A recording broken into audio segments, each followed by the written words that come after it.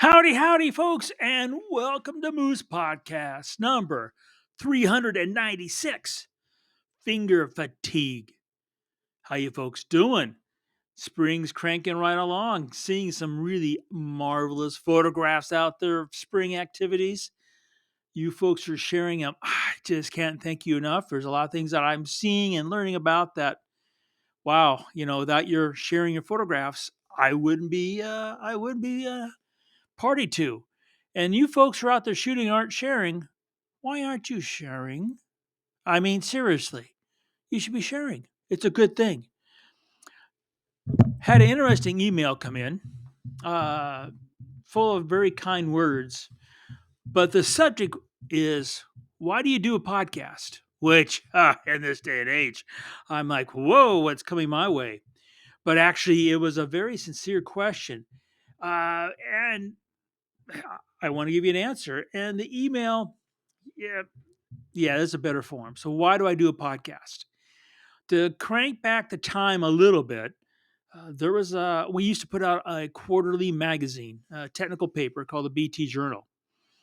Put it out on paper for almost 10 years. And then it got just unbelievably expensive. So then we went to the e-zine. Remember those days? Making a quarterly publication that came out through Apple. And then they made it unbelievably expensive. And I never ventured back into it. But I still have, I think, some small bits of knowledge and wisdom I want to pass along. And the podcast, who was suggested to me, boy, I can't remember now. But anyway, somebody said, you could do a podcast. It would still be free, and you could share your information, and people, if they want to, could listen to it. And now, 396 podcasts later, here I am. So that's why I do the podcast. I just want to be able to share what little trivia that I know and wisdom I've gained, and hopes that it prevents you from having to reinvent the wheel and move your photography forward, perhaps a little bit faster and hopefully on a surer foot. So, hope that answers the question. On those same veins, we're going to start something new this week. It's called Moose's Shooting Report. You're going to find it on our YouTube channel. I travel a bit and I shoot for quite a bit.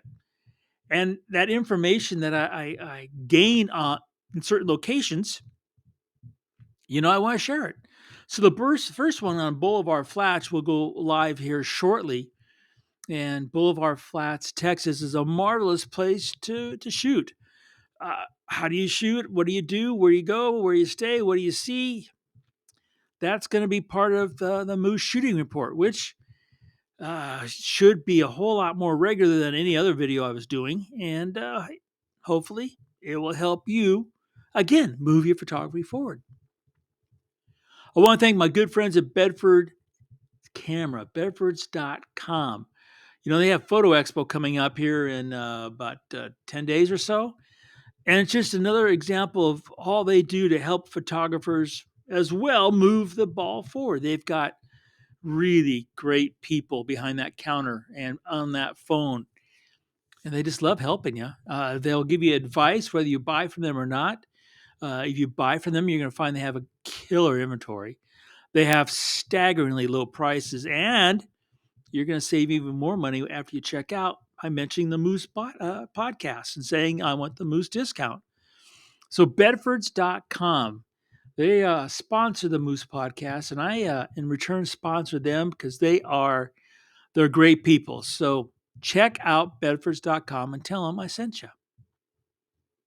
All right, so getting right into this week's episode, finger fatigue. Like I mentioned, I've been out shooting quite a bit. Came back with, this is staggering, just shy of 40,000 images filed from Boulevard Flats and then from Cape Hatteras. All birds. Well, I can't say all birds. There was a couple location shoots, nice sunset. Went to the Bodie Lighthouse again, but it was basically all birds, lots of birds, great birds.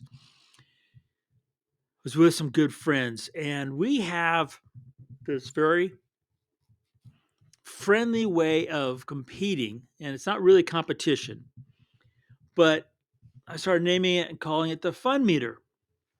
I've mentioned it before, and the fun meter, it's just a way to describe how much we love that morning's or that afternoon's or that shooting session.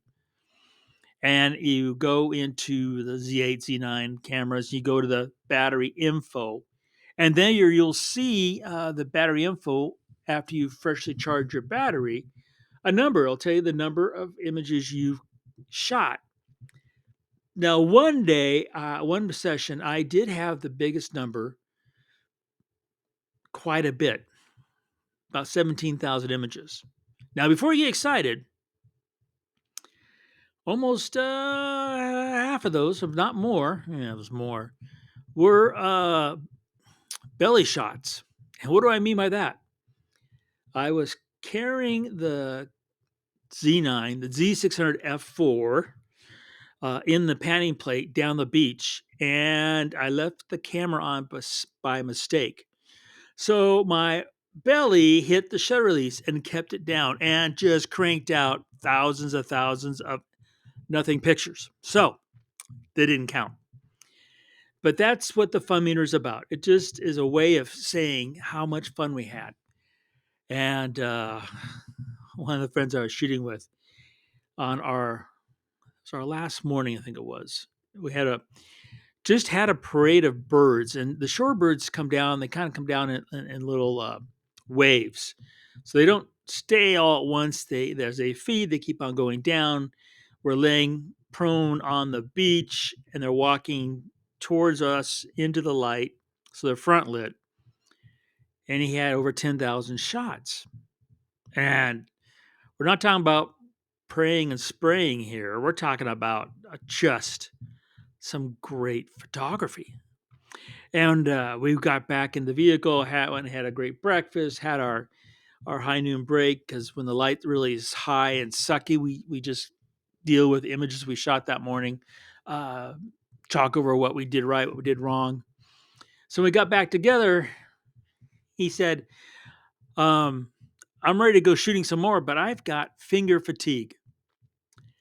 And the first thing he talked about was from shooting. And I'm as guilty of this as anybody else. You'll see it in my files. You've got a bird. I had an American golden plover, and it teed up on the sand. The sand had a little bit of a slight tilt to it. It wasn't a flat beach. Had a bit of an angle. And the wave came in, washed around his feet. Then the wave went out, and it was early morning. And everything had this beautiful warm glow to it. It's gorgeous, gorgeous, God, it's gorgeous. And then on the right side of the frame, there's this kind of angular, triangular highlights from the water that had just gone off and was shimmering. And the golden plover was there, and it had its leg cocked, and it was just teed up and just sat there. And I just hit the button, hit the button. It's kind of reminiscent of a long ago story. Just so you know, I've had this affliction a long time. I was up in Churchill in May photographing a nesting Pacific loon. It's gorgeous. So it took about 20, 30 minutes to get up tight. Old days, 805 6. More likely it was the F4, AGFA, RX film. And remember, there was only 36 frames back then. And I'm shooting vertically, and I get to the shot. It's 5 a.m. The sun is this beautiful mellow light. Look in the viewfinder. There goes a roll of film. Watch the loon. Carefully eject the roll. Put a new roll in. I look in the viewfinder. I'm awestruck again. There goes another roll, which of course is 36 exposures. 9 rolls later, I realized nothing had changed except for I had 9 rolls of unshot film, fewer in my pocket. So his affliction has gone a long way. And that's what he was talking about when he said finger fatigue. And I understand that. And that is, you know, there's nothing wrong with it. Yes, you can fill up cards and hard drives by doing it, but that just brings out the passion that you're shooting. But then there's the additional finger fatigue when you get back to the computer and you're going, okay, I got 1, 2, 3, 20, 21, 30, 40 shots of the same thing. And you're like hitting the forward button and you're like, okay, again, finger fatigue. Oh, on a side note, up until about a month ago, I had been hitting the forward angle and the delete key on the actual keyboard of the computer on the MacBook Pro. And in some places where I sit, when I'm in some lodge, everything's comfortable doing that. Some places, it just the angle on my wrist just doesn't. So I went and got an external numeric keyboard for hitting this to avoid finger fatigue, literally. And boy, it made things different and made things much better, I should say. Much quicker to advance and delete images. So, anyway, back to the narrative. The one part of finger fatigue, both at the camera and at the computer, that concerns me, and that does happen, is the mental part.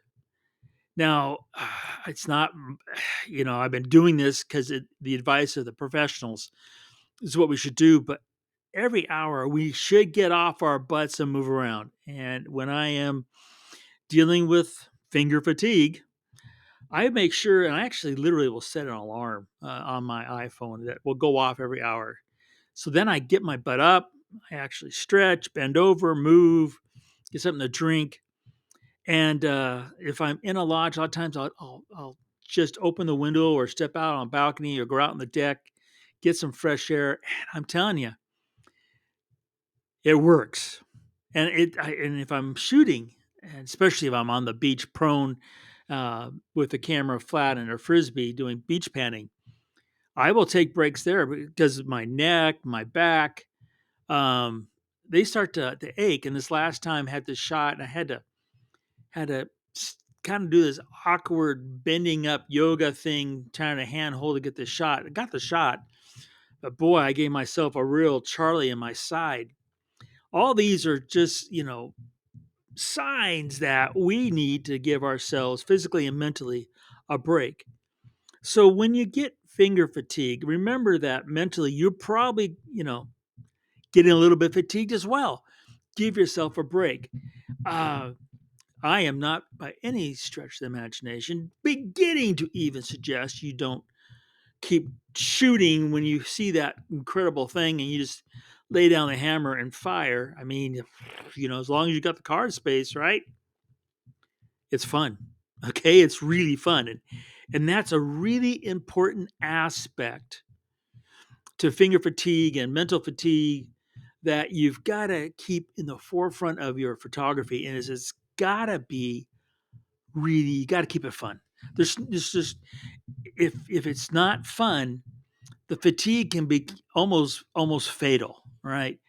Uh, I've known too many photographers throughout the decades who were really good shooters and did all this, but they got burnt out. They got burnt out. They started, it's not hard to do in those slow times to think about things that might burn you out photography wise. You're filling up your hard drives. You got to buy new hard drives. You've got a catalog. You've got, all that. If you make it a chore, it will cause a fatigue that can be fatal. So you've got to keep it fun. That's a big part of this whole process. So I want everybody to know that one, yeah, I do accidentally hold down that shutter release, which is I've talked about before in the Z9 at 20 frames per second, and using those pro grade cards, thousands of images piled up. And in case you're wondering, in Photo Mechanic, you select the first image of that mistaken shot that you took tens or hundreds of thousands of, and then you go down to the very last one, hold down the shift key, click on that last one, and then do a command or control delete, and boom, they're all gone. It's that fast. and then I'll empty the trash after I do that. And then the computer, everything's happy. But it does happen. You got to laugh at yourself. Got to have fun. There's nothing wrong with pray and spray. There's nothing wrong with having that very friendly, fun meter kind of competition because it's all about the photograph. And just remember, it only takes one, right, to be successful.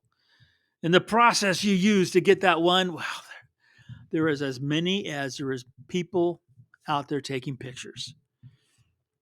You folks have a marvelous week. Thanks so much for dropping by. I appreciate all the love notes you send in and the questions. And remember to make every click your story.